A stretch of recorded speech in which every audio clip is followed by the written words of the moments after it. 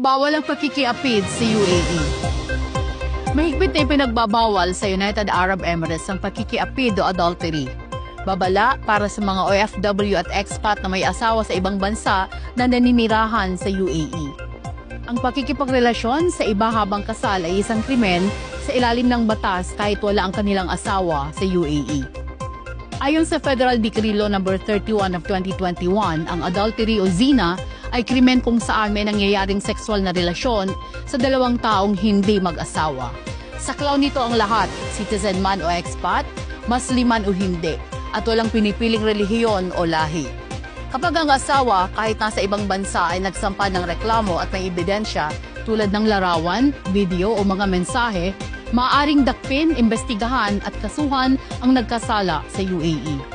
Maaaring humantong sa parusang, pagkakakulong ng hanggang 1 taon o higit pa, pagka-deport matapos makulong, at kung parehong may asawa ang dalawang sangkot, maaaring mas mabigat ang parusa. Ayon sa Article 356 ng UAE Penal Code, ang pakikiapid ay tinuturing na krimen, parehong maaaring makulong ang lalaki at babaeng sangkot. Mahalagang tandaan na hindi ito otomatikong kasong kriminal maliban kung may reklamo ang asawa. Subalit kahit walang magreklamo, kung naging public scandal o viral ang issue, maaaring umakto ang mga otoridad base sa public morality.